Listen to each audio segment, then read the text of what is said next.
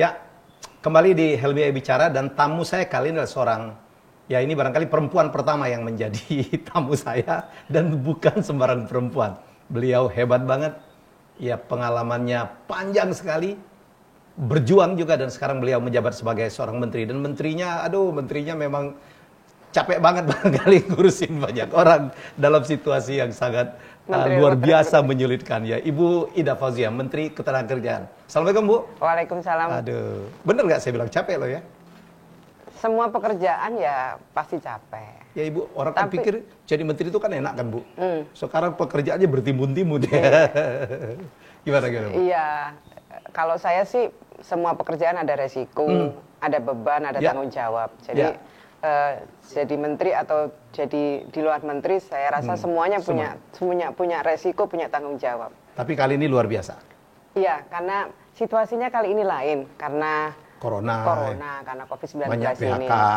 Corona yang mengakibatkan banyak PHK, banyak dirumahkan, tidak gampang mencari solusi buat mereka. Itu mungkin yang terus ada Omnibus Law yang di demo bertimbun-timbun gitu. Tahu aja. Tahu aja katanya. Bu, sebelum lanjut saya itu ada rapid test nih Bu. Ya, rapid test itu bukan rapid test corona nih Bu. Saya cuma minta Ibu Ida, Mbak Ida untuk menjawab satu dari dua alternatif yang saya tanya Bu. Tapi harus cepat Bu. Ya. Legislatif atau eksekutif? Ibu milih. Cepat Bu. Mikir Ibu. Atau. Apa? Atau. Nggak boleh atau Bu, pilih salah satu kan tadi kan ada legislatif atau iya, jangan atau lah, pilih salah satu lah Bu. Eksekutif. Oke, padahal Ibu lama di legislatif ya. Ibu rumah tangga atau politisi? Politisi. Oh, politisi. Nah, sebagai perempuan, Ibu lebih suka masak atau menyetrika pakaian? Masak kan, iya. Menyetrika itu capek. Dan saya nggak bisa. Oh gitu? Nyetrika itu saya nggak bisa. Saya kalau ada apalagi dimintain tolong suami saya takut nggak bisa karena suami saya jauh lebih rapi dibanding saya. Jadi justru saya minta tolong dia. Nanti tak cek Mas Topik, Mas suruh terus Mas. Bu, terakhir, pembela perempuan atau pembela tenaga kerja? Pembela perempuan yang tenaga kerja. Jangan Bu, satu aja. Membela perempuan. Pembela perempuan. Ibu cukup lama dulu ketua Fatayat NU ya Bu? Ketua Fatayat NU. Berapa tahun dulu Bu? Oh, saya kalau ketua Fatayat 1 periode 5 tahun. Kemudian sebelumnya saya ketua Perempuan Kebangkitan Bangsa atau sih namanya itu Badan Otonomnya Partai itu. Itu pernah. Jadi ya. Ibu concern betul dengan apa ya? Pembinaan isu perempuan. Isu perempuan. Iya. Jadi Ibu lebih memilih membela perempuan, bukan berarti tenaga kerja tidak penting ya Bu? Iya, saya tidak suka dikotomikan seperti itu ya. Karena bagi saya kalau ngomong soal perempuan dibandingkan dengan soal ketenagakerjaan dengan urusan tenaga kerja tentu dua-duanya harus saya kerjakan. Ya. Tidak bisa kemudian apalagi tenaga kerja perempuan ya. Apalagi tenaga kerja perempuan. Ini cukup serius. Saya kan juga termasuk yang ikut menginisiasi undang-undang keadilan dan kesetaraan gender. Waktu saya menjadi ketua Komisi 8. Jadi concern betul bagaimana keadilan dan kesetaraan gender itu bisa dengan baik terlaksana di Indonesia. Saya juga termasuk yang menginisiasi bagaimana memberikan affirmative action kepada politisi untuk bisa menjadi pengurus partai, untuk bisa menjadi calon legislatif. Jadi mulai revisi undang-undang partai politik, undang-undang pemilu saya ikut mengawal. Dan hasilnya 2004 kita ada yang namanya afirmasi pada perempuan, 30% caleg itu harus perempuan. Kemudian berikutnya undang-undang parpol, 30% pengurus partai itu harus perempuan. Walaupun itu belum terpenuhi ya Bu ya, banyak partai yang belum memenuhi itu ya. Sekarang harus. Jadi dua-duanya harus. Caleg 30% harus perempuan, pengurus partai 30% harus perempuan. Caleg walaupun belum tentu terpilih perempuan Ibu ya. Belum tentu terpilih ini karena kandidat kan. Ya. Kandidat tidak ada kualitas kepastian. kandidatnya. Sebenarnya tidak juga matching dengan suara terbanyak, tapi ada afirmasi. Tetap saja perempuan harus bersaing kan. Dia dikandidatkan, tapi ternyata perjuangannya belum selesai karena dia harus kompetisi bebas. Bu Ida ada nggak merasa, Mbak Ida ada nggak merasakan bahwa pemilih memang lebih nyaman memilih pria daripada perempuan untuk menjadi wakil atau pemimpin? Tidak, kalau saya ngelihat, saya pengalaman dia teman-teman, mohon maaf nih laki-laki, saya lihat teman-teman perempuan memiliki lebih care terhadap lebih care, dan saya lihat pendekatan juga ya, Bu, ya? Pendekatan teman-teman untuk konstituennya juga luar biasa. Dan ini pemilu 2019 ini kan meningkat 20% lebih. Jadi belum 30. Belum 30. Tapi ini situasi kampanye atau pemilu yang ruwet itu ternyata naik kita. Ruwet. Apalagi bareng karo pileg kemarin. Pileg dan pilpres jadi satu. Pilpres jadi waktu ya. Iya, jadi ini ruwet tapi ternyata kan naik. Itu saya ngelihat bahwa saya secara pribadi ngelihat ketekunan teman-teman mendekati konstituen, cara pendekatan yang berbeda. Saya lihat itu justru menjadi daya pikat tersendiri. Jadi menurut Mbak Ida cukup berimbang ya. Jadi pemilih itu, voters itu tidak melihat laki atau perempuan isu untuk dipilih sebagai pimpinan? Iya, tidak. Saya semakin kesini semakin melihat tidak terlalu ini ya. Pemilih sudah tidak melihat gender ya, tidak melihat jenis kelamin. Nggak bermaksud untuk mengingatkan. Dulu waktu bertarung di Jateng dengan Mas Sudirman Said, ada nggak faktor itu sehingga belum berhasil waktu itu, Bu? Karena cawagupnya waktu itu Mbak Ida seorang perempuan. Iya, saya melihat meskipun saya tidak berhasil tapi suara saya kan lumayan. Oh iya. Dan nyusul saya, ya, Bu ya? Pendekatan adalah pendekatan pada kelompok perempuan. Saya di mana-mana saya ikut kompetisi. Saya jarang sekali ngomong pilihlah saya, itu jarang. Jadi saya lebih banyak membangun dialog, komunikasi, pentingnya memilih pemimpin kayak gitu. Itu lebih banyak di situ. Jarang saya pilihlah saya, itu jarang. Jadi saya bangun ini dulu. Apalagi pilihlah saya karena saya adalah wakil perempuan, enggak pernah. Bukan begitu, bukan langsung begitu. Kenapa butuh pemimpin perempuan? Bukan langsung pilihlah saya yang perempuan, tidak. Kenapa sih ibu-ibu nih yang perempuan butuh pemimpin yang perempuan? Itu saya jelaskan gitu. Saya lebih banyak pemilu itu sebenarnya lebih banyak mengedukasi sih. Dan itu menurut saya lebih efektif. Saya banyak dan kalau mau cerita pemilu nih. Saya tuh punya pengalaman ikut 4 kali kan. 4 kali ikut pileg. Dan terpilih terus, Ibu? Terpilih terus. Di antara yang paling sukses itu kalau saya menggunakan dari 4 kali pemilu itu, tim sukses saya mayoritas perempuan. Jadi ada solidaritas, bukan. Jadi begini, saya nggak tahu ya. Tidak gampang berpaling ke lain hati. Tidak gampang pindah, iya. Tidak gampang berpaling ke lain hati, itu saya lihat kesetiaannya. Lebih setia. Jadi sama-sama perempuan ya. Sama-sama, dan saya praktekkan di Jawa Tengah. Saya 2004 itu pemilu itu semua tim saya perempuan. 2009 tidak, saya mix laki-laki perempuan. 2014 saya mix laki-laki dan perempuan. Kemudian saya dari pengalaman itu, saya di Jawa Tengah saya konsentrasi betul, tim saya itu full perempuan. Kalau lebih banyak perempuannya, Mas. Kalau melihat background itu, jangan-jangan Ibu lebih cocok jadi Menteri Pemberdayaan Perempuan sebenarnya. Kalau itu sih bukan karena ada jabatan, tapi nggak tahu ya, merasa ini aja.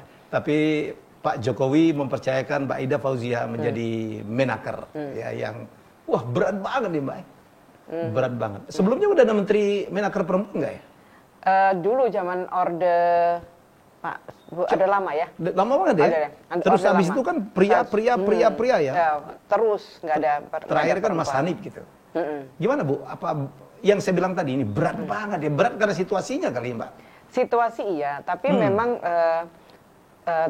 tidak gampang mempertemukan kepentingan pengusaha dan kepentingan pekerja atau buruh. Yang kepentingan itu diametral sekali. Jadi itu yang menurut saya tantangan tersendiri. Seringkali orang menuntut sepertinya bahwa Kementerian Ketenagakerjaan lebih harus memikirkan tenaga kerja ya, Bu ya? Dalam persepsi banyak. Dalam persepsi banyak orang. Padahal kan kalau employer-nya, pemberi kerjanya juga kita tidak perhatikan juga, kalau mereka Kalau hancur juga. Keberlangsungan usaha tidak terjaga, maka yang terjadi tidak ada PHK. Tidak terjaga, maka yang terjadi akan ada PHK. Ya, betul.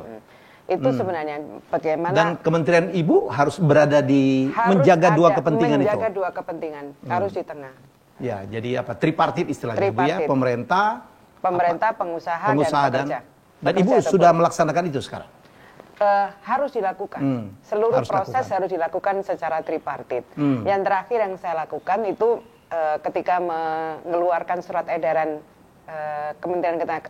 edaran Menteri Tenaga Kerja terkait dengan pembayaran THR. Itu saya dialog dulu dengan teman-teman Apindo, dialog dulu dengan teman-teman pekerja atau buruh. Dan secara formal kami pertemukan secara tripartit ini dalam LKS Tripartit Nasional. Jadi kita rumuskan apa yang menjadi keputusan. Keputusan bersama ya. Aspirasi. Kemudian aspirasinya pekerja, aspirasinya pengusaha. Baru kemudian memang LKS Tripartit ini kan merekomendasi. Dari hasil rekomendasi itu kemudian dituangkan dalam kebijakan.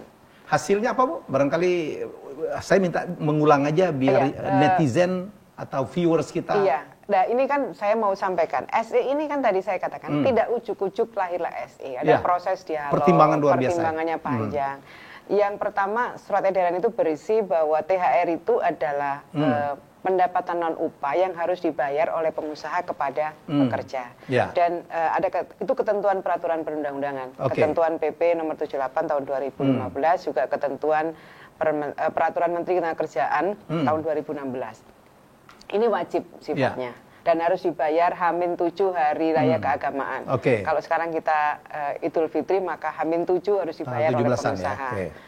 Nah, dalam kondisi COVID-19 ini, sebelum ada kewajiban THR ini kan kita menerima banyak sekali aspirasi dari teman-teman pengusaha bahwa mereka mengalami kesulitan cash flow-nya, kemudian mereka merumahkan dengan tanpa dibayar, merumahkan dengan dibayar separuh, dan merumahkan dengan dibayar penuh. Kalau merumahkan dibayar penuh sih tidak ada masalah ya, itu kan memang pekerja dari rumah. Tapi mereka yang karena kemampuan cash flow-nya itu, sehingga mereka tidak bisa membayar penuh, dirumahkan dengan dibayar separuh, dan ada yang tidak dibayar. Itu kita sudah menerima itu. Nah, ketika masuk pada bulan Ramadan, kewajiban THR itu harus dilakukan. Mereka mengatakan, kami boleh dicek, kata teman-teman Apindo. Selama ini kami tidak pernah, atau selama ini kami komplain terhadap aturan itu. Tapi dalam kondisi ini kami tolong dimengerti kondisi keuangan perusahaan. Nah, sebelum ini kita apa yang menjadi aspirasinya teman-teman pengusaha, tentu kita sampaikan kepada teman-teman pekerja. Kondisinya kalau seperti ini bagaimana? Saya kira pengusaha juga tidak ingin kondisi ini, pekerja juga tidak ingin kondisi seperti ini. Nah, dalam kondisi yang seperti ini kan harus ada solusinya. Nah, solusinya bagaimana? Tentu kemampuan perusahaan satu dengan perusahaannya yang berbeda. Maka kita kembalikan, bicarakanlah apa yang menjadi kesulitan itu di tingkat bipartit. Jadi antara pengusaha dan pekerja di perusahaan itu. Masing-masing. Perusahaan masing-masing. Lebih baik sih itu dibicarakan di jadi internal. itu yang diputuskan oleh Menteri ya? Diputuskan dengan apa? Dengan cara pengusaha menyampaikan kondisi keuangan terakhirnya. Kemudian dilakukan secara kekeluargaan. Kalau dibicarakan kalau tidak mampu membayar penuh, membayarnya seperti apa? Misalnya 70%, 30% misalnya. Dicicil, ya? Terus kapan pembayarannya? Terus kalau pada waktunya tidak bisa dibayar, kan kena denda-dendanya bagaimana? Itu dibicarakan jadi secara bipartit. Ada yang ditunda ya Bu ya? Ada yang dicicil gitu ya Bu ya? Itu terserah. Kita yang paling penting nggak ikut-ikutan. Nggak ikut, itu bipartit. Kenapa? Kalau kita misalnya mengatakan ditunda atau dicicil, itu seperti menggaiden untuk melakukan Kalau saya tadi baca Bu, agak kaget juga gitu. Jadi menterinya dianggap gagal gitu, memaksa supaya dibayar full sebelum hari raya gitu. Padahal kesepakatannya seperti itu ya Bu. Iya, jadi benar-benar ini yang paling penting yang pertama di surat edaran itu memastikan agar pengusaha membayar THR. Itu yang pertama. Jadi kalau itu tidak dilaksanakan ada sanksi.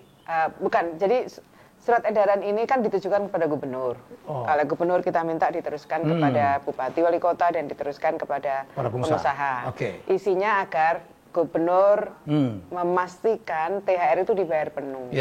Nah, dalam kondisi ketika ada ketidakmampuan dari pengusaha, lakukan pembicaraan itu secara bipartit, kekeluargaan, kemudian yang paling penting secara transparan menyampaikan kondisi keuangannya.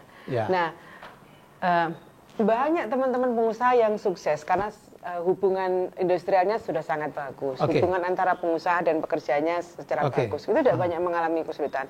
Mungkin akan mengalami kesulitan kalau selama ini ada pengusaha yang begitu berjarak dengan pekerja. Sementara pekerja kan faktor penting dari kesuksesan perusahaan itu. Jadi saya melihat banyak sekali teman-teman yang sukses lah ya, melakukan dialog itu. Tapi ada juga beberapa pengusaha yang tetap membayar ya Bu ya, luar biasa ya. Banyak. Yang tidak mem-PHK gitu banyak. ya. Banyak. Saya juga ingin mengapresiasi. Dari laporan yang ada kan hanya ada 111 ya, yang sampai ke pusat. Mungkin di teman daerah nanti akan disampaikan, mungkin ada. Tapi dari data yang ada, banyak teman-teman pengusaha yang menunaikan kewajiban membayar THR. Kita apresiasi, juga kita apresiasi teman-teman pengusaha yang tidak melakukan PHK. Jadi masih banyak pilihan-pilihan untuk sampai PHK. Salah satu yang sangat membanggakan juga seorang perempuan Ibu ya, yang pemilik Wardah, Ibu Nurhayati. Aduh luar biasa. Ya, ada banyak. Jadi saya merasa bahwa ada teman-teman pengusaha yang tidak bayar, iya. Tapi sekali lagi kecil jumlahnya. Ya, maksudnya bukan kecil, tapi benar-benar itu tunjukkan bahwa memang kondisi keuangannya tidak dan ada janji untuk membayar ya. Janji. Dan saya mau sampaikan penundaan atau penyicilan itu tidak mengurangi kewajiban pembayaran THR. Jadi kan soal waktu saja yang tidak bisa diselesaikan sebelum H-7. Tapi tidak menggugurkan kewajibannya dan harus diselesaikan sampai akhir tahun 2020. Bu, saya ini supaya jelas nih viewer kita, netizen kita. Jadi masalah penyicilan itu atau penundaan itu tidak ada persoalan dengan undang-undang, nggak apa-apa tuh Bu ya? Ini kan soal bipartit. Dalam kondisi undang-undangnya kan harus bayar tuh. Harus bayar. Kita harus sampaikan. Nah, kalau misalnya kita tidak kasih jalan keluar untuk dibicarakan, kok nggak ada nasib dibayar atau tidak, tiba-tiba pengusaha kemudian nggak bayar karena nggak mampu gitu misalnya. Itu semakin tidak ada kepastian. Justru kita jadi lebih pada kebijakan ya. Kebijakan, silakan diatur sendiri. Kebijakan dan lebih memberikan kepastian dong. Mbak Ida, Posko THR itu apa sih tugasnya? Posko THR itu menerima pengaduan, di samping juga konsultasi. Nanti kemudian dari pengaduan itu kita tindak lanjuti. Kita langsung tindak lanjuti ke dinas atau mungkin langsung kepada perusahaan. Dinasnya itu di level kabupaten kota? Provinsi dan kabupaten kota. Mbak Ida, kalau ada yang ternyata nanti tidak patuh, apa yang harus dilakukan? Apa yang akan dilakukan oleh dinas-dinas itu? Ada sanksi administrasi, ada sanksi yang diatur di peraturan perundang-undangan. Jelas itu ya? Jelas. Jadi itu sekali lagi saya ingin mengatakan bahwa misalnya ada kesepakatan penundaan itu tidak menghapus kewajibannya, justru ingin memberikan kepastian bahwa dibayar gitu. Cuman perusahaannya lagi susah nih nanti kalau beroperasi kembali dibayar misalnya. Justru ingin memberikan kepastian. Ini yang mohon maaf agak salah paham. Kalau misalnya tidak ada SE itu, kan pengusaha nggak bayar, nggak bayar gitu aja tanpa ada kepastian kapan dibayarnya. Justru ini negara hadir. Ada pengawasan di situ melalui posko ini dan kita ingin kalau misalnya tidak mampu membayar, kepastiannya kapan dibayarnya. Dan yang penting tidak menghilangkan. Kalau perusahaannya pilot gitu gimana ya, Mbak? Kalau pilot kan ada aturannya lagi. Ada aturan tersendiri, lain nanti dibuktikan di pengadilan dan seterusnya itu lain. Jadi semua udah dipikirin ya? Semua udah dipikirin dan saya berharap nih viewer, netizen terutama Anda yang terlibat langsung gitu atau terkena langsung masalah ini bisa paham. Jadi Bu Menteri sendiri udah langsung menjelaskan. Semoga sangat jelas nih. Saya tadi udah ngejar sampai ke semuanya, sampai ke kalau pilot pun semuanya ada aturannya. Bu, kalau PHK itu kan biasanya kalau PHK itu kan ada aturannya nih, ya Mbak ya. Ada harus dibayar sekian. Nah ini gimana Mbak? Saya mau sampaikan dampak COVID ini kalau menurut data yang ada di Kementerian Ketenagakerjaan itu memang kecil sekali data PHK, karena PHK itu kan harus ada proses panjang ya, harus mulai sampai pada proses pengadilan.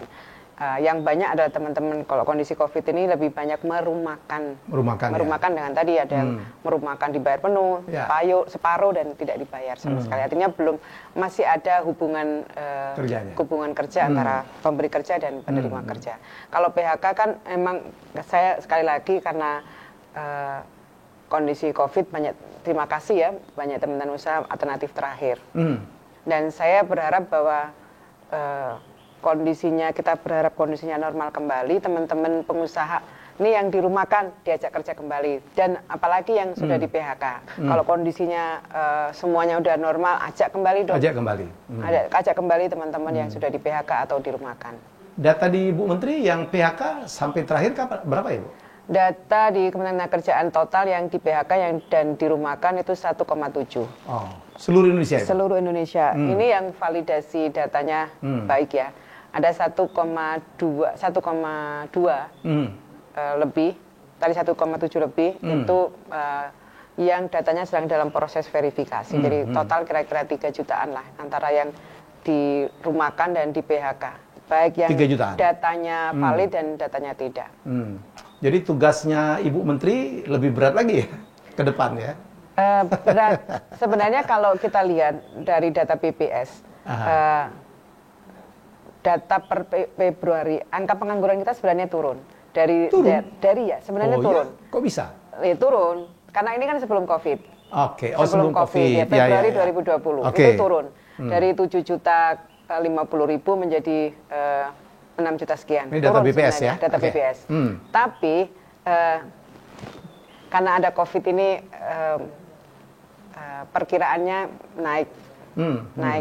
naiknya antara 2 juta sampai 3 juta setengah pengangguran kita. Iya. Jadi yang saya pernah dapat informasi bahwa budget normal Ibu, anggaran APBN normal itu kan 70% itu kan untuk mempersiapkan para tenaga kerja ya Bu? Iya, betul. Angkatan kerja ya? Betul. Sekarang dengan adanya corona ini bagaimana Bu? Satu, ada koreksi? Kami harus memotong anggaran di Kementerian Ketenagakerjaan 2,4 triliun untuk kepentingan penanganan COVID. Jadi, diambil gitu ya? Iya, diambil untuk dari penanganan total? COVID. Dari total 6,9 triliun ya. Sekarang tinggal sekitar 4,5 ya? Jadi itu diperuntukkan untuk penanganan COVID. Dan karena memang sampai sekarang kan memang kami belum bisa bekerja secara baik karena COVID ini kan. Kegiatan-kegiatan yang kami pangkas semua kegiatan perjalanan dinas, kegiatan-kegiatan yang tidak penting, pokoknya kami serahkan sepenuhnya ke Kementerian Keuangan untuk penanganan COVID-19. Itu termasuk di 2,4 itu? Lain lagi? 2,4. Kemudian di luar itu kami harus melakukan refocusing kegiatan-kegiatan. Jadi kalau selama ini pelatihan-pelatihan yang secara reguler diadakan di Kementerian Ketenagakerjaan kan nggak ada insentifnya. Tapi karena COVID maka kami harus skemanya dirubah nih, ada insentifnya. Karena mereka kan mengatakan kami nggak butuh pelatihan nih, kami juga butuh uang, perut saya kenyangan gitu. Jadi memang biaya-biaya perjalanan dinas kami hapus, kami jadikan insentif untuk pelatihan masih jalan nggak Pak? Berjalan tapi disesuaikan dengan kondisi. Jadi pesertanya juga di bawah 20, kemudian pelatihan juga hanya khusus untuk terkait dengan penanganan COVID. Misalnya BLK Garmen misalnya, kita untuk buat APD, membuat masker, kemudian catering, ini untuk bantu ya. Jadi hasil masakannya, hasil kerjanya disumbangkan untuk jadi benar-benar berubah. Refocusing jadi. Refocusing. Jadi peserta pelatihan pun teman-teman yang ter-PHK. Terutama di sektor pariwisata. Itu yang paling banyak. Jadi kalau dulu kan lebih banyak konsentrasi pada pencari kerja. Dan sebagian kecil untuk mereka yang butuh upskilling atau reskilling. Tapi sekarang kita fokus untuk mereka yang di PHK atau yang dirumahkan. Dengan kegiatan yang kita rubah skemanya. Ada insentif, kemudian dan fokus pada kegiatan-kegiatan ini catering itu bikin kue lebaran. Kue lebarannya nanti Jadi disesuaikan ya? Disesuaikannya. Jadi pulang kerja jam berapa? Sabtu masuk, Minggu masuk ya? Pokoknya lah. Aduh, tapi Mbak Ida memang seorang pekerja ya. Tadi saya pilihkan apakah ibu rumah tangga atau politisi. Mbak Ida memang politisi ya. Artinya bekerja untuk... Ini loh yang kadang-kadang terlalu memisahkan antara... dikotomi antara politisi. Saya begini-gini juga rumah tangga yang baik. Masih sempat masak? Paling tidak merencanakan. Ngatur-ngatur. Justru ngatur-ngatur. Itu justru yang paling penting. Iya, paling berat juga ya. Coba kalau kita biarkan mbak-mbak di rumah masak, kan dia masak acak-adul. Kalau kita kan perencanaan hari ini makan apa, kita bikin perencanaan. Ya, jadi suami Mbak Ida ini juga anggota DPR yang juga tidak kalah sibuknya gitu ya. Tapi justru kadang-kadang nyambung ya Mbak ya, karena saling mengerti ya lah ya. Oh iya, iya. Karena sama-sama punya background aktivis, jadi ya. Dan kita memang bersepakat, kita menghormati masing-masing untuk berekspresi sesuai dengan passionnya masing-masing. Jadi itu yang mungkin aman-aman saja, meskipun masing-masing saling dukung. Saling dukung. Di bidang yang sama lagi ya. Iya. Mengabdi. Harus digarisbawahi ini mengabdi. Oke, Mbak Ida, ini luar biasa. Mbak Ida barangkali ada yang Bu Menteri ada yang ingin disampaikan kepada masyarakat. Barangkali ada yang mungkin perlu dijelaskan ya dalam situasi COVID-19 ini, banyak yang di PHK, banyak yang ada masalah THR, tadi Mbak Ida udah cukup jelaskan, barangkali ada lagi yang ingin Bu Menteri jelaskan. Yang pertama, saya juga menghentikan sementara penempatan PMI ke luar negeri, di luar negeri. Ya. Ini saya berharap ini adalah PM itu pekerja migran Indonesia. Bukan Palang Merah Indonesia loh ya, pekerja migran Indonesia. Iya, saya memutuskan demi juga memberikan perlindungan kepada PMI. Saya berharap teman-teman PMI, CPMI ya, calon pekerja migran kita ada 34.000 CPMI kita yang gagal berangkat. Sing sabar. Ini semua kita tidak kehendaki dan saya ingin katakan kepada teman-teman CPMI, nanti kalau kondisinya udah normal, saya akan cabut dan teman-teman bisa kembali. Sekarang di moratorium? Di moratorium. Tapi memang negara-negara lain juga susah juga ya Mbak ya? Sama-sama, banyak negara yang ekstrim lagi. Malaysia misalnya kan memang lockdown kan. Kemudian kalau yang lainnya sih tidak lockdown, tapi sangat ketat protokol kesehatannya. Saya tahu ada banyak sekali teman-teman yang minta segera dilakukan dicabut. Saya kira pasti ketika kondisinya normal kembali pasti akan saya cabut. Saya mengerti bahwa saya juga mengerti bahwa kalau teman-teman nggak bekerja juga nggak ada remitensi untuk kita. Jadi saya kira kondisinya benar-benar karena ingin memberikan perlindungan. Yang berikutnya kepada teman-teman yang selama ini mencari kerja, masih nganggur, BLK setelah kondisi COVID ini selesai, teman-teman bisa memanfaatkan BLK untuk meningkatkan kompetensinya dan peluang kesempatan kerja akan bisa didapatkan ketika teman-teman sudah memiliki kompetensi. Ada lagi? Saya kira cukup. Mbak, ini kan kemarin sempat kisruh nih, dengan banyak bumbunya dan dramanya gitu adalah masalah kartu prakerja. Peran Kemnaker itu, Kementerian Ketenagakerjaan itu di kartu prakerja yang sempat heboh gitu, di mana ya Mbak? Iya, Kemenaker itu adalah mitra kerja program kartu prakerja. Jadi Kemenaker itu kan punya Sisnaker, Sistem Informasi Ketenagakerjaan. Sisnaker ini salah satu-satunya platform pemerintah yang melaksanakan program kartu prakerja. Yang lainnya kan platform digital swasta. Ini Sisnaker ini satu-satunya milik pemerintah.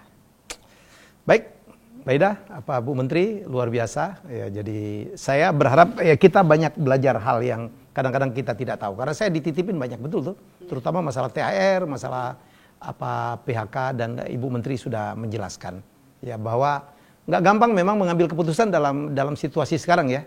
Kadang-kadang harus mempertimbangkan dari kemungkinan itu, barangkali tidak ada juga yang terbaik ya Mbak Ida, tapi kita harus melakukan pilihan ya. Baik, terima kasih Mbak Ida. Semoga kita banyak mendapatkan manfaat, banyak mendapatkan penjelasan. Kita berharap COVID-19 segera selesai dan Indonesia bisa kembali mengejar ya ketertinggalan, karena memang seluruh dunia ini ya. Jadi kita pelan-pelan dengan situasi semuanya sulit ini, tidak ada kata lain. Mari kita bersatu ya. Kita jumpa lagi dalam episode selanjutnya.